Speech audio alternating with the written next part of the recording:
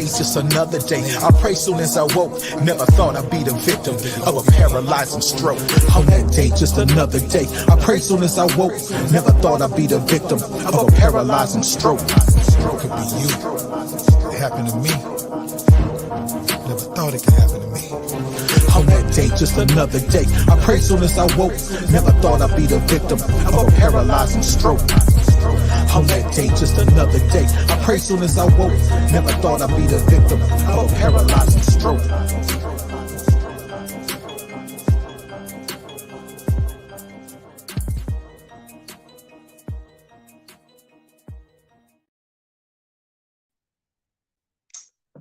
Hi, everyone. Good evening. I'm Christina. I'm alone today. My wonderful co-host, Greg, is out traveling right now. So you get to spend some time with me today. Thanks for tuning in.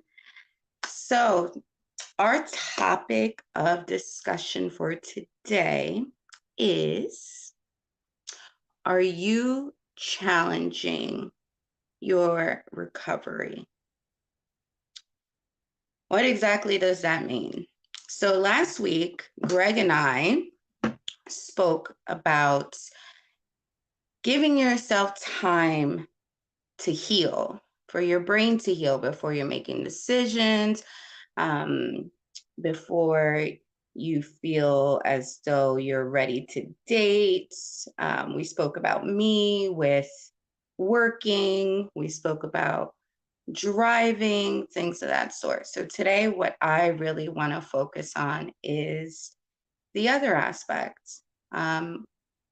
What ways are you able to challenge yourself, and how that helps within your recovery? So I'll be sharing some stories, of course, some insight, and I want to make sure I put full disclosure. I am no ways a medical professional. These are my own personal experiences. I, of course, encourage you to share your experiences if you have any questions, any comments, things of that sort. With that being said, so challenges as a stroke survivor. I honestly feel like the first thing that I have to do is have acceptance. Having acceptance on what happened, and accepting that it happened to me, how it happened, where it happened, when it happened, having acceptance. Now, with acceptance comes everything else, right? Comes sorrow, pain, confusion, and how do I deal with that? How do you deal with that? Sometimes I don't, honestly. Sometimes I don't deal with it. Sometimes I really can't deal with it. Now, I know on an everyday basis, accepting that I am a stroke survivor, everything reminds me of that, as I'm sure your everyday lives, things that usually come normal to you that you're having some difficulty with now, is a reminder of that. But having acceptance, gratitude. Sometimes it is very difficult to find gratitude on this journey. If you're able to hear me, if you're able to watch me right now at this very moment, I'm grateful for you, but I feel like you should also be grateful that you have that ability to do so as well. I reference myself as the Care Bear of positivity. I do that because of acceptance, of course, and having gratitude to still be here, to still be able to speak, to still be able to, for the most part, live this new life and to relearn myself. Besides gratitude, being aware, being present. And when I say being present, that's with everything, most importantly, with yourself. Really identifying with yourself, really learning yourself, and at times relearning yourself with what we went through, and taking the time to be present in that, understanding that this absolutely did happen to you, acceptance. You're able to kind of rethink these things, and you're grateful to be able to do so. Gratitude. And taking a step back, relearning yourself, being aligned with yourself. What are some ways that you can do to do those things, right? Meditation. I know my co-host Greg does speak pretty often that he does meditate. Meditation is great. Writing, journaling, if you're able to. If you're not able to, we are now in an era where you can have a recording app. Record yourself thinking, record yourself in sorrow, record yourself in happiness. How am I present with myself? What are some ways to be present with myself? Is, again, meditating, journaling. I love music. I'm so connected to music that that's something that I essentially love doing. I love all types of music, arts, painting, drawing, but relearning yourself. If you don't have the ability to do these things, you have to find your own niche. You can't rely on what medical professionals say. I know when everything happened, I was the Googler. How long is it going to take me to recover? How long will I be normal?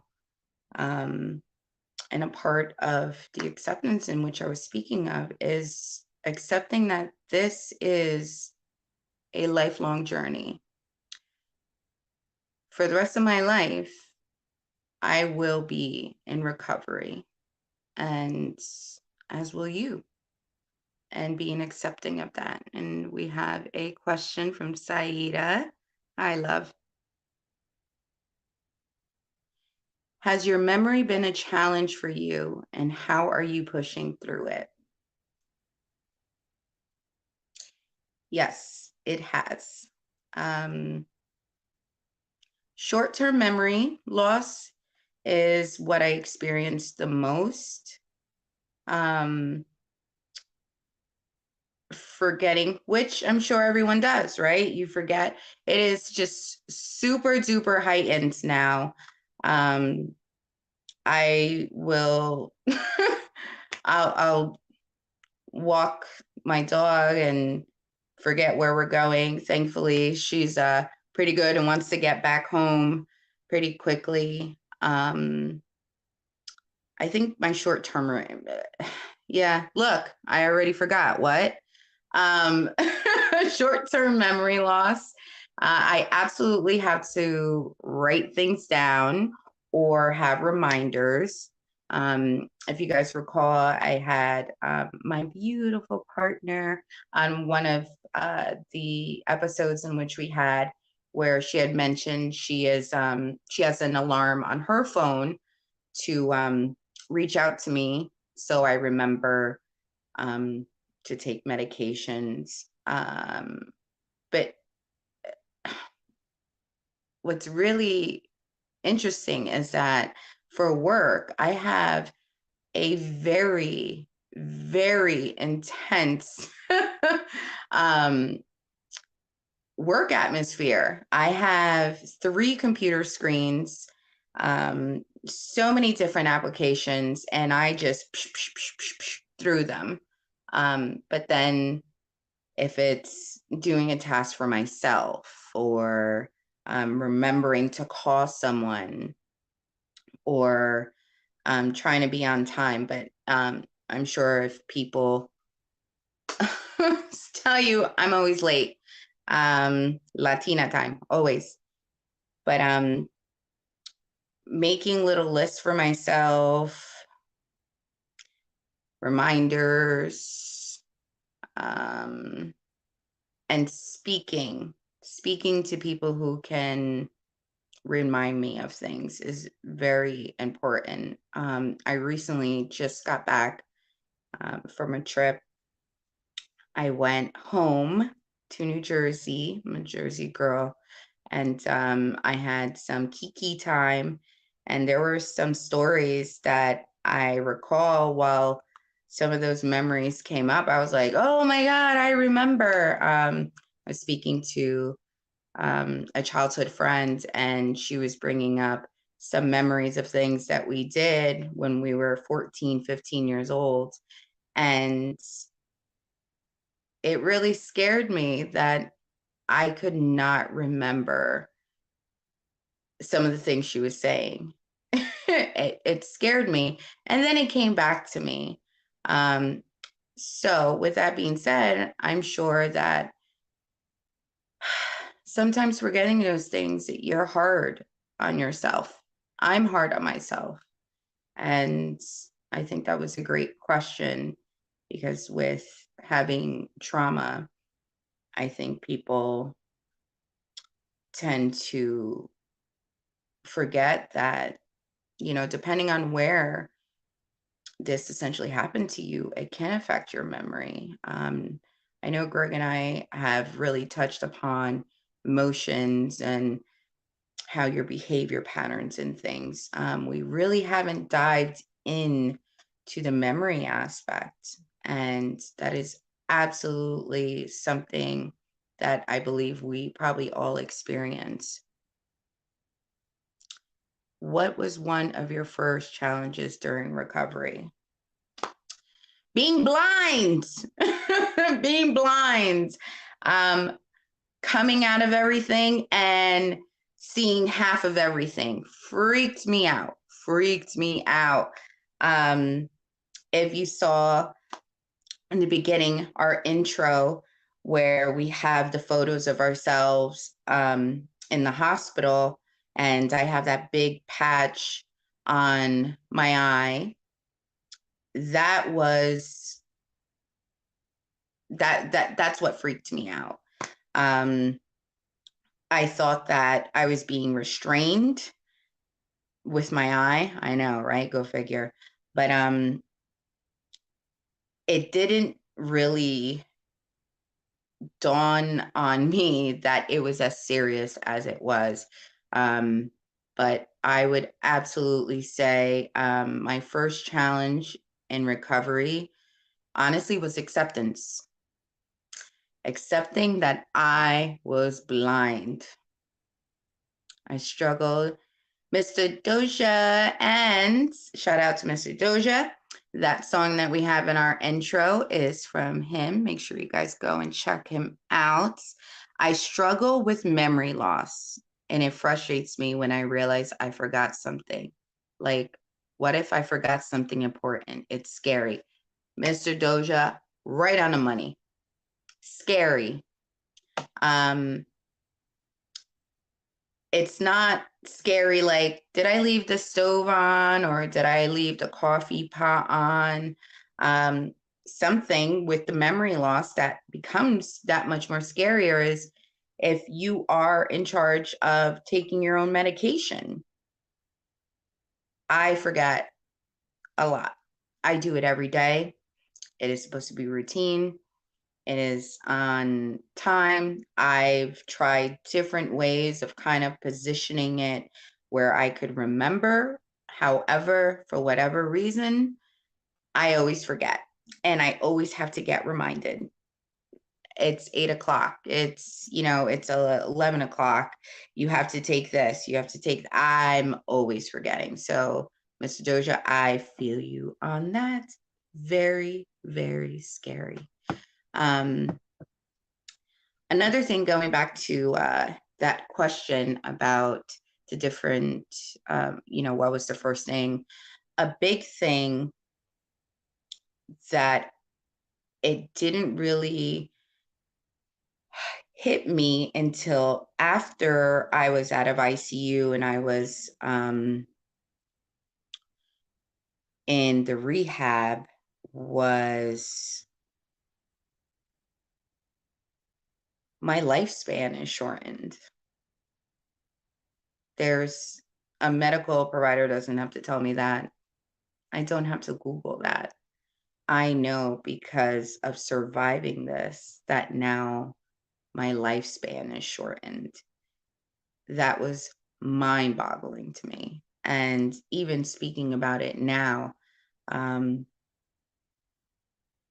it almost takes your breath away. It really does. It's scary to even think about, but it's so true. However, I have absolutely accepted that. When I spoke about, challenges in your recovery, acceptance, I've accepted that my lifespan is shortened. I've really been present with things in my life more so now than ever. More present in that I really am not taking life for granted. I'm not taking time for granted. I'm not taking people for granted. Most importantly, I'm not taking myself for granted. I truly love myself. I am very proud of myself. And I feel for us, one of those challenges is exactly that. What we feel that we're not getting from others, or we're not getting from the world, we're not getting from medical personnel, and sometimes not even getting from our own bodies, because there's a disconnect. There absolutely is a disconnect. Somehow finding that happy median where you're accepting of yourself and that you're grateful for yourself and that you love yourself. What other challenges? Once I have hydrocephalus. I actually, after I got out of rehab, it was months later. I don't know if you've watched our previous podcast. I had brought up the story where I had to tell my father to bring me to the hospital because I felt a lot of pressure in my eyes. And I winded up having to go for my second brain surgery where my VP shunt was put in because due to the severity of the stroke, I now have hydrocephalus. That's another challenge. The challenge of trusting that I have a medical device in my body that's foreign to my body, keeping me alive. And that at any moment, even during this live, let's hope not, though, it could stop and I have minutes. I have minutes to get medical attention to ensure that I survive. You think about your death, you think about how you relive and how to survive. And it just, that really irks me. It irks me to know that I have a medical device that's not 100% for the rest of my life, and that at any moment, if it decides that it no longer wants to work, that I have minutes to get somewhere, to be able to get treated and be able to survive. And how do I challenge myself with that? I try to make the best of every minute. I know that if that were to happen, I hope that I'm in a position to do so. But if not, um, I feel that my energy would speak for itself, that I've been good to people who are good to me. Keithy. Hi, Keithy. Hey, sweetie. I'm Sweetie, by the way. Hi, Keithy. Do you have any reaction from your daily meds? Yes, weight gain. Lots of weight gain. Plumpy plumps. The biggest thing besides that, dry mouth. I have very bad insomnia. What else? The weight gain, insomnia, dry mouth. When I've gone through med changes, normal things, like my blood pressure maybe elevated a little bit, but then it was controlled again. The other reaction is my pockets. Meds are expensive. Even with insurance, meds are expensive. But as far as severe reactions with my medications, no. Rizal. Hey, Rizal. Rizel's a love bug. I love me some Rizal. I like her energy. I don't know if with, depending on what type of medications people take, thankfully, I am not, for myself, I'm not on a very high dosage of medications, which you would think it would make it easier for me to remember to take them because I don't have many. However, I still kind of forget. So that is that. So I also wanted to bring forth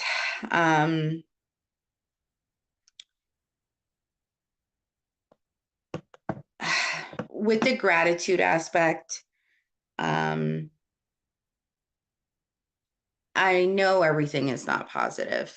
I know that it's difficult for many of us, to be able to communicate and to be able to express ourselves, and then, adding in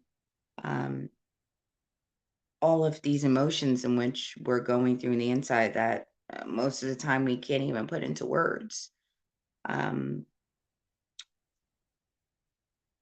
How do I, deal with that challenge is, I truly, truly believe, and I've said it before, and I'll always say it.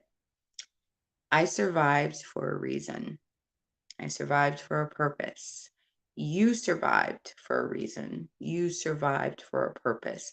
And sometimes it is so difficult to pinpoint what that purpose is, or to pinpoint what that reason is, and to find, it doesn't even have to be positive, to find reasoning, to find an alignment.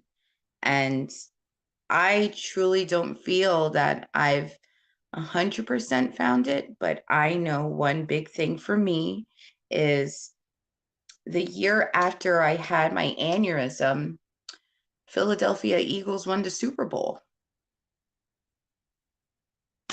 And at that very moment, I thought, this is the reason why I survived. We just won a Super Bowl. If you're an Eagles fan, you already know. Go Birds. On a serious note, being able to be present with people in my life that I love and that love me back. That's really very, very, very beneficial to recovery challenges. And Miss Saida is on it today, huh? How is traveling challenging?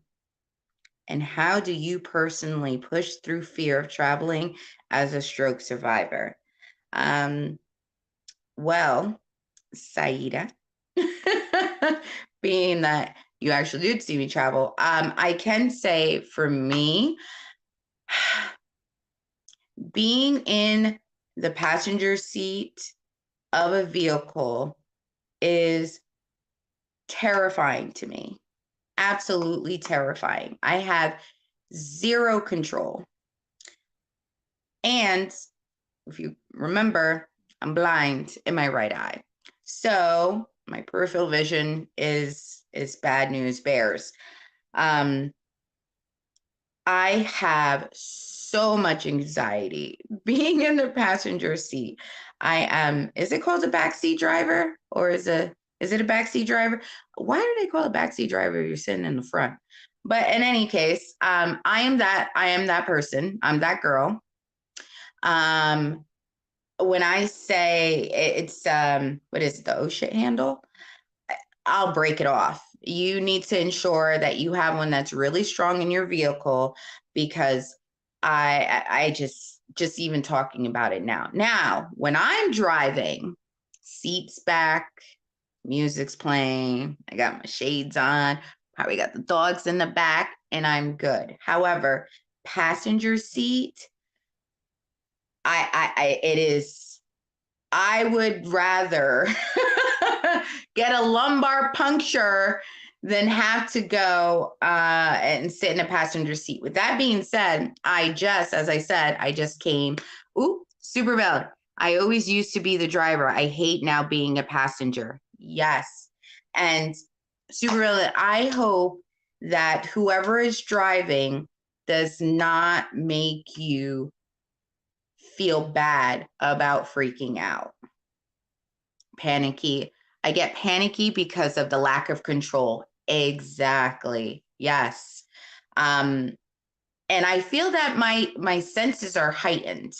I feel that I'm almost like a ninja now, where there's 4 cars in front and I'm like, that car's going to try to cut you off. And I know that energy really transfers to the driver too, unfortunately. But with my missing vision, they don't want me to drive supervillain. It is so let's think. What are ways that we can assist you to not feel panicky? Well, you said the magic word is control, right? Not having a sense of control. However, you can control your emotions, right? You can control how you react to things. I don't know if you're someone who's able, I know some people get car sick if they're looking at a phone or if they're kind of focusing on something. Some things that I've done, supervillain, that I'll share with you is if we're on a long stretch, I'll pick one car, usually a car that's kind of driving slow or usually of a bright color if possible. And of course, this is during daytime. And I start analyzing the car, the make of the car. I start looking at the license plate. I'll try to make words out of the license plate.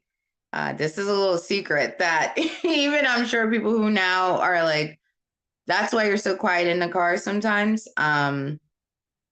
These are some tricks that I do to help me overcome some of the challenges of feeling that loss of control while in the passenger seat. So you should definitely try that and see if that works. I know for me, the worst possible thing is to look straight because I feel as though I should be in control and you're the one who's in control and I can't do anything. So me focusing on a vehicle, focusing on a license plate, and trying to make words kind of like a word scramble is a little trick that I use. So see if that helps. And I absolutely know where you're coming from with that. What did Saida say? Traveling. How can, oh, that's me. How can a driver cater to your anxiety when you are a passenger?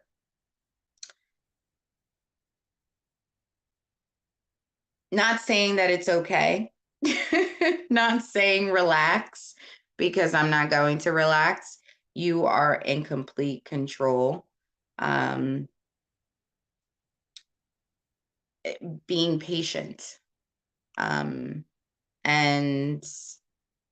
not taking it personal, realizing that anxiety comes from different places. My manic attacks are sometimes criticized by my family, and it sucks. And Supervillain, I was just saying, not being judgmental, right? Not saying it's okay. Not telling me to calm down. I know all these things. I know I should be calming down. I know I don't need to be freaking out, but I'm still freaking out and I can't calm down. And the more you tell me to calm down, the more I'm not going to calm down. Supervillain, I don't know if you're, I know I mentioned that before, but listening to some music, fidgeting. I know there's sometimes fidgets, but again, if you're someone who gets car sick, I would not suggest that. I would definitely try the license plate thing. And a lot of the reason why I know that I freak out is because I am completely focused straight on. And as a passenger, that's probably the worst thing we can do. And I feel as a stroke survivor, we always want to be prepared. We always want to be prepared. Hello from 20,000 feet, flying home from Boston after 10 hours in the airport today. Well, good for you. That won't be me. And safe travels, of course. I am petrified of flying. And I always need, well, prior to my stroke, I was a drinker before getting on a flight. I had to be a little buzzed so I could go to sleep. That feeling of your stomach going up did it to me. And it is not true, although I am Puerto Rican and they make fun of Puerto Ricans clapping when we land. I am not one of those. I am not clapping. I am not cheering. I'm doing none of the above. I want to get off and I want to get off safely. And I hope that you get off safely flying. Mista Doesha. Patience is a real struggle for me after the stroke. I tend to shut down instead of blowing up. So, Mista Doesha, I'm glad you brought that up. Now, shutting down, or are you internalizing? Two different things. And I say that because my personality is very unique, I guess. I'm very extroverted, but I'm also very introverted. When I have, the stroke recovery, I mentioned when Greg and I had our podcast that I really dealt with it alone, that it wasn't something that I brought out to the forefront, and that I surrounded myself with non-stroke survivors and dealt with those things. Now, I I personally don't feel like I was shutting down. I feel like I was internalizing.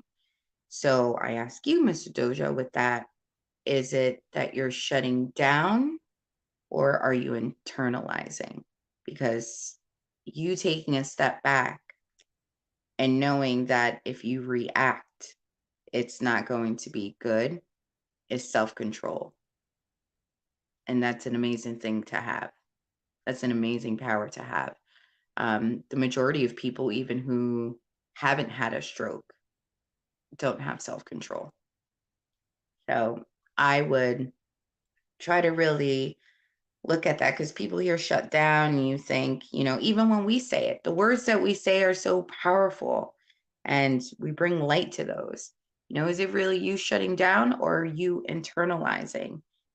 The fact that you have enough control to know that if you don't take a step back, that you would blow up says a lot. And you should be proud of yourself to be able to do that. See, yes, I know if I react, it's going to be all bad. Self-control. That is a gift, again, that even people who haven't had a stroke don't have. And I would look at it like that for yourself. Look at it as self-control, that you're actually able to take a step back. You're being present, similar to the words I was saying, right? You're being present and you're accepting. You're accepting that if you don't take a step back, it's going to be bad. So it's better for you not to say anything. Now, with that, you're going to have to let that out somewhere, right? I know that you have your music. I don't know what other hobbies and things that you have, but internalizing is not a bad thing always, as long as you know what you put in, you still need to put out. And just because it hurts going in doesn't mean it's supposed to hurt going out. Destiny. What was one of the easier challenges for you to accept?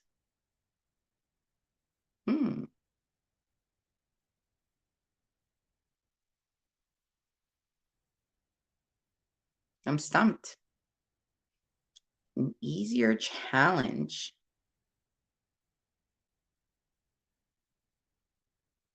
Hmm.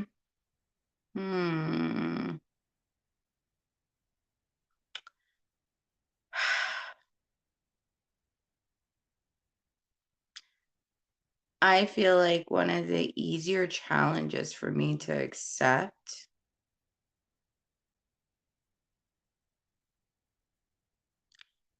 was learning this new version of myself, I would say. Having a second chance. I would say that.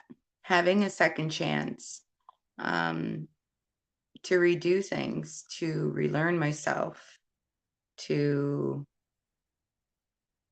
learn about myself, learn about the people around me. I would say that. See, Mista Doja, my music is my outlet and my therapy. See, I love that. Artiste. Music is good for the soul.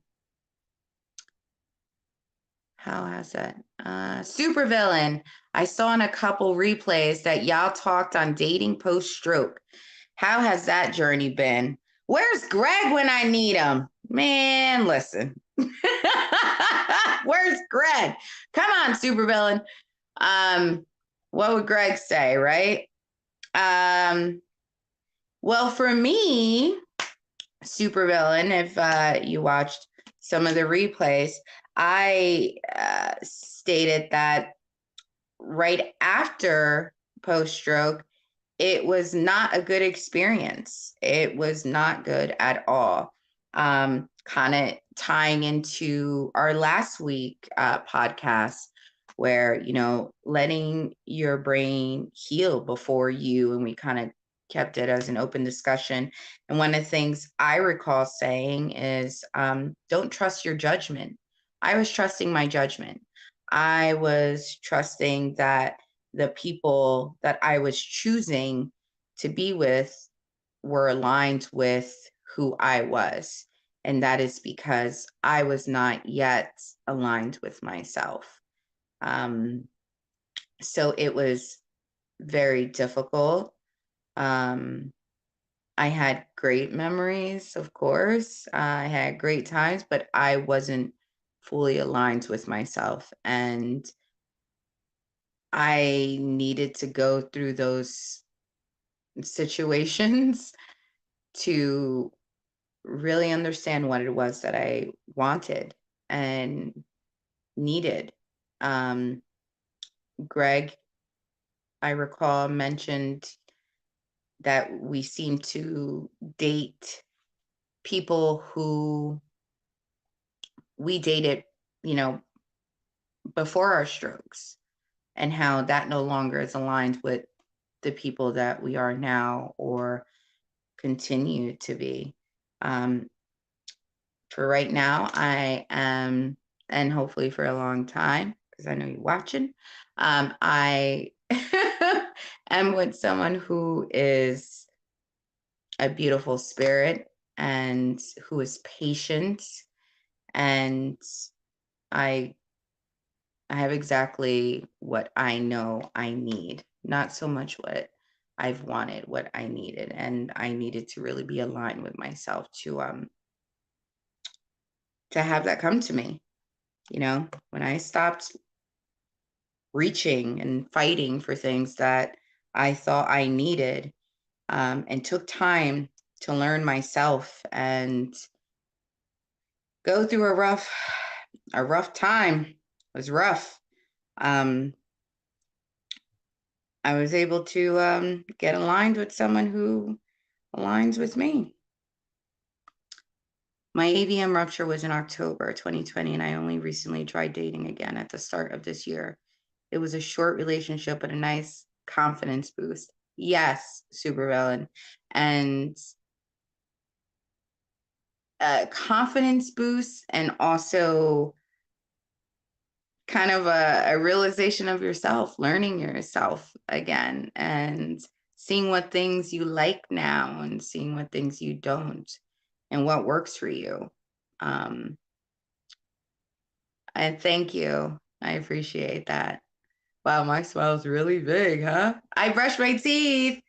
Um, thank you, Supervillain. And I appreciate it. And I'm happy for you. And I hope that if you're looking to date again, or if you're actively dating, I'm sending you lots and lots of luck. And make sure she's a good driver, right? Make sure she's a good driver. So, again, other ways.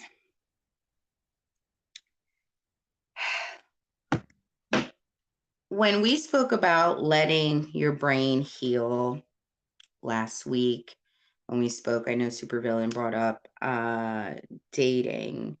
Mr. Doja brought up how he utilizes his music as therapy, which, thank you guys so much for being so interactive. I really appreciate it.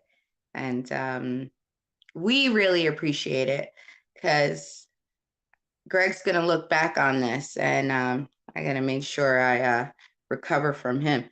But just kidding.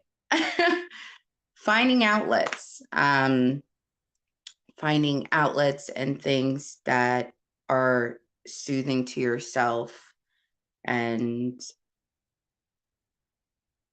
soothing to your recovery.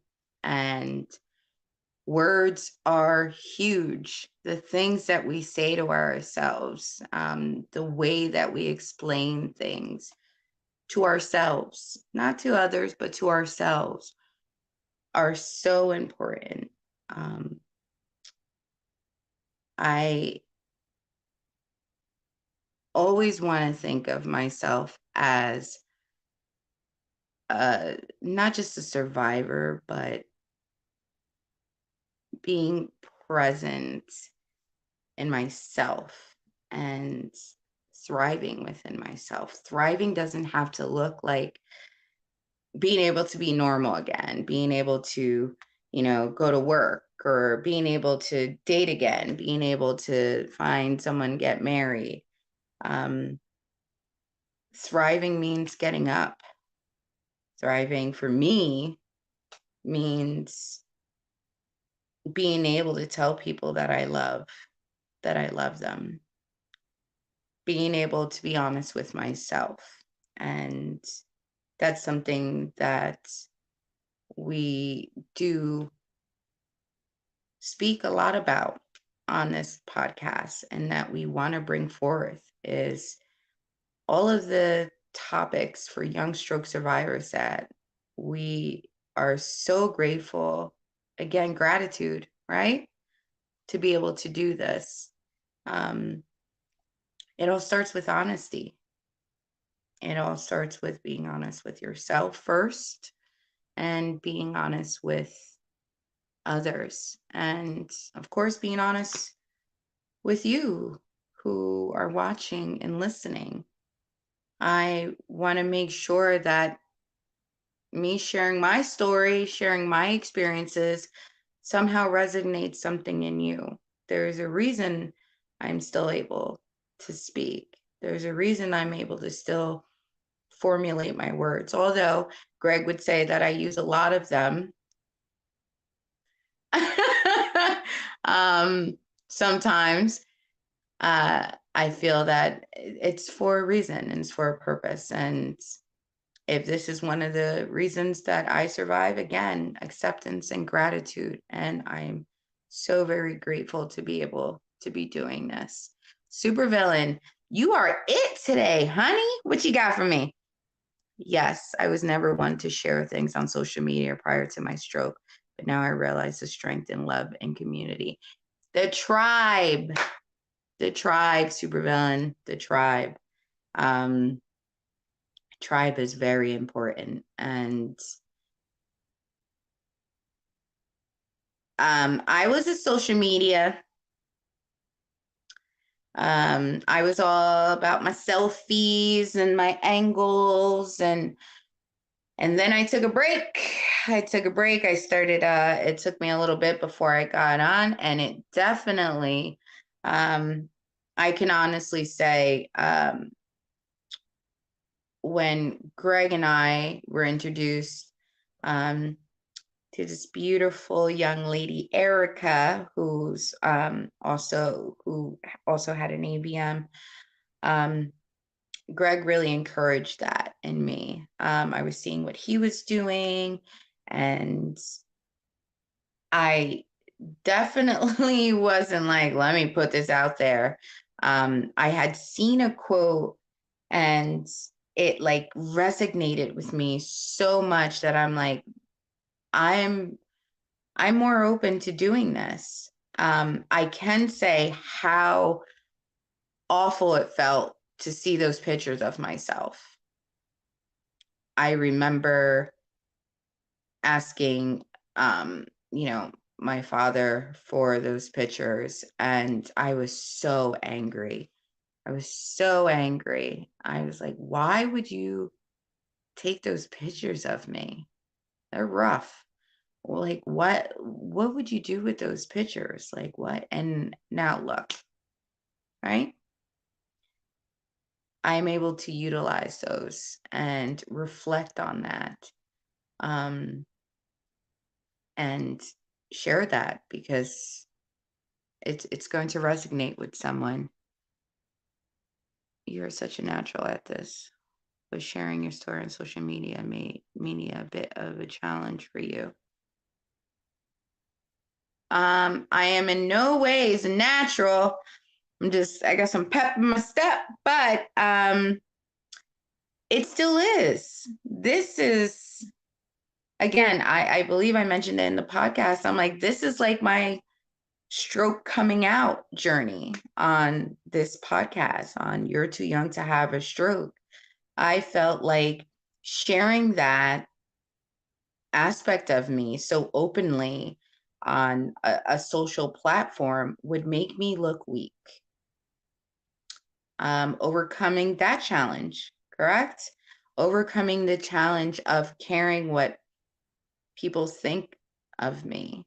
And what really mattered was what I thought of myself. So it was a challenge. This no longer feels like a challenge to me so much. It is very revealing. I recall the very first podcast that Greg and I did. Craig mentioned that I was pretty reserved. I guess you'll see as the podcast go on, I'm loosening up a little bit and being myself. So, answer, yes, it is challenging. It is challenging to present yourself to those who may not be familiar with what you went through or have experienced different things with other people, and that stigma that people may give. And that's a lot of the reason why Greg and I are doing this, because I mean, the title says itself, right? You're too young to have a stroke. When we think of stroke, we think of older people and things that source and smoking and drinking and the challenges. So, yes, it was a challenge. But now it's a purpose. Now I get to share this. Now I get to expand my tribe. And I love that. I love that for me. And again, I hope that that somehow resonates with someone. So it's all worth it at the end of the day. So, kind of recapping, challenging yourself. So in a nutshell, what I'm saying and what I really wanted to bring forth is that your way of thinking is absolutely the strongest tool. The way that you speak to yourself, the way that you speak to yourself to others, the way that you speak to yourself when you're alone is so crucial within this recovery. I am not in any shape or form saying every day is going to be positive and you should always constantly be positive. You are allowed to be a mess. You're allowed to break down. You're allowed to, like Mr. Dozier said, you're allowed to shut down. You're allowed to internalize. You have to make sure you let that out. You have to find a way to let that out, whether it's, again, journaling, meditation. I know not everyone can physically do things like, hence I didn't say walking or swimming or anything of that sort, but there's something for everyone. And I shared some of the ways that I do it. I know one of the ways that Greg has openly stated that he does meditate. I believe Greg does work out as well. But finding a way. And supervillain, how long ago was your stroke?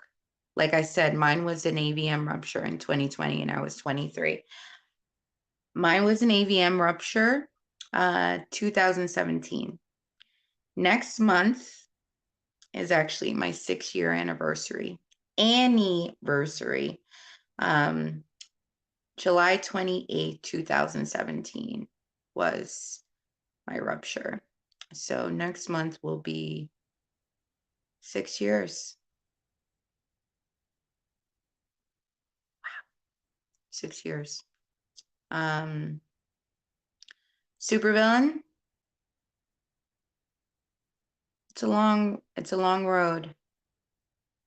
Here it is.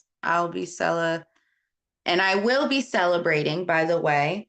I do not look at it as a time to mourn. I did the first couple of years, but now that it's 6 years, I absolutely celebrate this new version of myself, this new life, and just hope for better. But back to supervillains. Question. It is still very early on for you. And here it is, post 6 years, right, for me? And I'm not going to say it gets easier. It gets clearer. Your clarity, your thoughts. If you surround yourself, even on a social platform, where you speak those thoughts that you have, and I know that you have them alone, putting that out there, releasing that energy allows for more energy to enter.